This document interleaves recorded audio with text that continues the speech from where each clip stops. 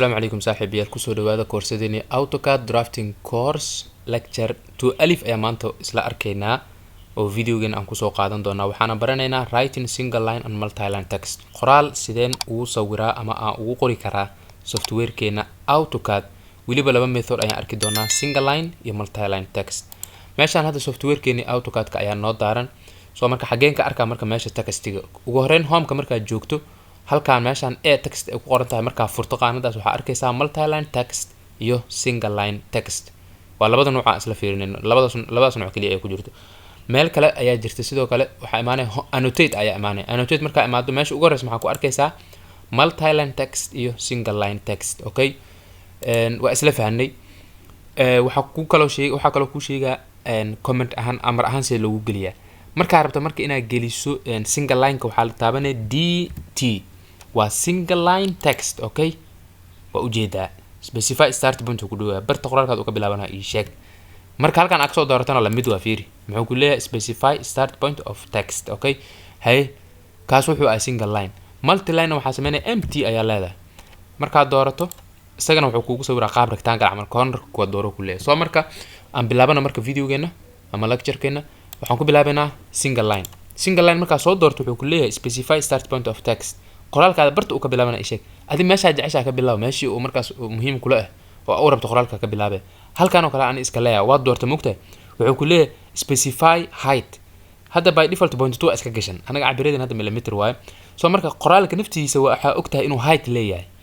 okay height-ka marka geli ku leeyahay adi mid waxa sameyn kartaa manually adoo gacantaada muuska isticmaalaya meelahan waa isaga cabiri kartaa ama haddii kale tusaale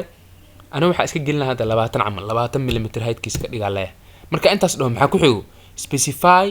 rotation angle qoraalada qaar maxaa jiro waxay leeyihiin angle waa inclined way jiifaan adiga xagal markaas la geliyay ama xagal markaas uu ku saleysan yahay marka qaar ayaa jirta markaas amal xagash waa gelinay laakiin aniga keenna maxaa gashan 0 it means qoraalka in hadda aad sawiri doono 0 waaye 0 angle waaye which means waa horizontal qoraal jiifo waa haddaan 90 ka dhigsaan noqona haddaan angle 90 ka yar sameeysan noqona angle 90 ka weyn hadaa sameeysan dhinacaan soo aada 100 mid ka weyn hadaa sameeyay meelaan u imaana waa ila fahantaa umalaan marka 0diisa ayaan u deysana intaan leeyahay marka kadib maxaa arkay inuu qoraalkii boodbooday hadda qoraalka waa bilaabi karnaa waxa leenahay marka waxaan hadda bilaabi karnaa ayaa leedahay waxaan hadda bilaabi karnaa qoraalka okay dadka qaar marka waxaan moodaa marka magaca ay dareemaan single waxay u qaadanayaan in hal line lagu sawir karo no hadda ma ii socdo inta radhe hadaarta in hoos aado waxa la marka si fiican aan iskula leedahay iskula socono saaxiibayaan camal sooma hadaarta inta raasi leedahay okay saasa loo wadaa marka single line iyo multi line waxay ku kala duwan waa isla arkaynaa marka multi line aragnaa indhahada ku fahmay waxay ku kala duwan yihiin soo marka sidaa markay tahay dhinacana wax kale aan isaga qorno saa daraadid marka kadib maxaa rabtaa marka kadib markaa rabta inaad commandiga iska reebto tusaale ahaan wixii aad rabtay waa qoratay enter oo kale lahaa enter hadda markaa dhahdo hoos u soo degaa mugtaa waxa sameynaa marka escape aad taabanay escape waa keyboardkaada qaybtiisa bidix waxa waaye midka ugu geeska xiga waa okay escape haddaad doorato commandigana uu kaa kansalaa okay escape marka taabto markaas uu kaa kansala marka maxaa jeedaa qoraalada waa separate oo way kala soocan yihiin kan sidoo kale fiiri kan sidoo kale waa soocan soo marka mid hadaa rabto inaad soo kale xagana kali ku siine meelana iska geenay okay mid kala soo qabanay xagana iska geenay okay saasoo kale waa loo sakiyaa okay control z naga dheh waxa yaraa marka hadana ku tusaa edit marka inaad ku sameyso tusaale ahaan waxba ka qaldamay editka laba qaaba aan ku baraa hadda double click inaad siiso left click aada dhag inta siido inaad wax ka bedesho aad dhahdo tusaale ahaan maalan meeshaan oo kale aniga capital letter ka reebisana iga noqotay okay noogu soo celi marka saasoo kale oo bedeli kartaa edit adiga waxa aad ku darso okay waa ifaanta umalana sidoo kale waxa sameyn kartaa edit ina command ahaan inta u qorto waxa leedahay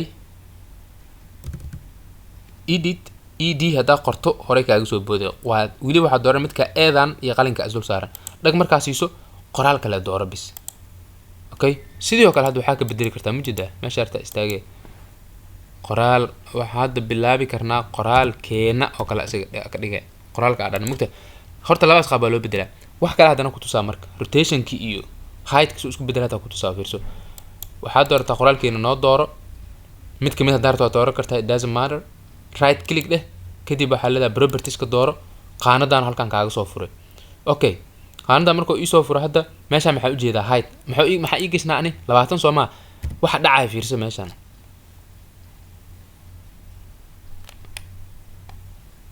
okay عفوا okay waxa dhacay marka fiirso meeshan waxaan iska fogeyno height keena hadda imise waay aan fiirino away height okay marka la aan doorano right click properties ha height keena hadda meeqo ahay 20 soo ma konton ka dhig marka soo height ku weynana fiirso maxaa u jeedaa height ku weynaado okay konton soo kama dhigin 15 ka dhig markaan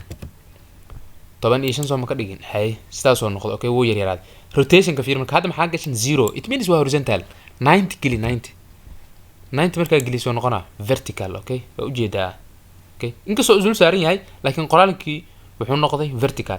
angle ka yar 90 maxaa waay tusaale aan 70 oo kale okay waa asagana elephanta u maleena okay soo marka 0 diisa ku soo celi okay oblique marka maxaa waa oblique waxa waa si fiican u fiiri hal mar yani waxa janjeer la gelinaa qoraalka naftirkiis okay tusaale ahaan oblique oo waxa iska gelinayna 10 camal 10 mm hal mar qoraalka la fiiri maxaa ujeedaa oblique waxyaalahaas ayadana waa iska qurxis waa soo marka oblique 0 naga dhig meeshaas waxba oblique ka dhigan qoraalka sidiisa igu taagnaad okay sidaas marka single line uga gudubno waxaan gelinaa markaana multi line text waxay ku kala duwan yihiin meeshaan ku fahmeynaa okay markaan annotatedan ka tageynaa waa qabanayna multi line text aan dooranayna marka asaga sidii rectangle ka markaas wari jirno kale rectangle soo shay afar geesooda ma ah gees kamid ah ii dooro ku dhaha marka first corner keena sidii oo kale waa first corner inta ii ahaan dhaha muxuu ku leeyahay marka specify opposite corner inta maadaama aad dooratay opposite kiisa halkaas oo noqonaa meesha hadda rectangle kale aan ka hayo aniga okay ama hadda hoos aadaysid dhinacaan noqonaa soo marka adiga iska qiyaaso meel la ku aadi okay intaan oo kale ayaan iska dooranaynaa marka doorano marka hadda qoraalka ayaan bilaabi karnaa okay waxaan hadda bilaabi karnaa ayaa leedahay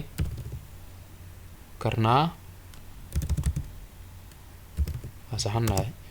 qoraalkeena ayaa leedahay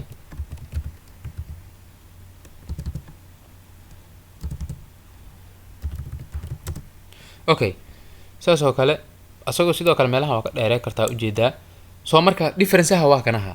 haddaad marka doorano single line waxyaalahan oo dhan anaga ma ana arkin waxyaalaha meeshan kaaga buuxa marka maxaa waaye waxyaalaha waxa ku jiro intooda badan ay u badan yihiin markii qoraalka word-ka lagu habeenayo Microsoft Office Word maxaa arki jirtay style-lada noocan oo kale ba arki jirtay okay waxa kale oo arki jirtay ilaahay kuma darnaadee waxyaalahan bold iyo italic ka dhig iyo underline c iyo fiiri waa dooranay fiiriya waa dooranay underline ka dhigay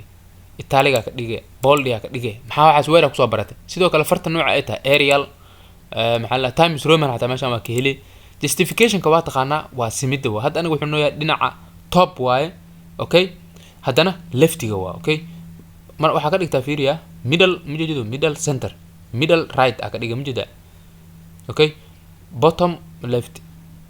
okay hal qoraal waa macnaha hadda bottom iyo top waxa ku kala fahmi lahayd marka sidaas oo kale waa justification ka ayadana waa soo baratay spacing ka waa taqaana kii aad ku soo arki jirtay word-ka sidoo kale bullet and number maxaa waaye bulletida aad dooro jirna waaye numberadii oo kale halkan ayagana ku jiraan sidoo kale symbols badan halkan ku jiro symbolada nooca arabto okay waa ka soo gashanay tii u baahato waa ka dhaxraadsanay hadhowna waa soo gashanay waxyaalaha soo badan ayaa marka ka buuxo oo uu ugu duwan yahay single line text okay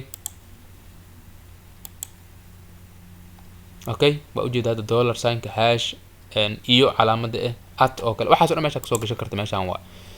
soo marka isagana sidoo kale height-kiis daarto inaa wax ka bedesho meeshan oo kale ayaa ka soo gashan kartaa okay hadda fiiri 0.2 marka dhahay aad u yaraaday marka 20 dhahay waa qiimo kale marka gelinayna tusaale ahaan fiiriya 50 camal qiimo inta ku qorto waa okay marka waa dooranayna hadda 50 waa soo galan jeeda kan jeeda saasoo kale marka wax looga bedelaa saaxiibayaal. idinkana practice badan ayaa muhiim ah inaad samaysiin. lecturekeena ama videogeena halkan ayaan kusoo koobaynaa. lectureka kan xiga ayaa inoo balana insha Allah.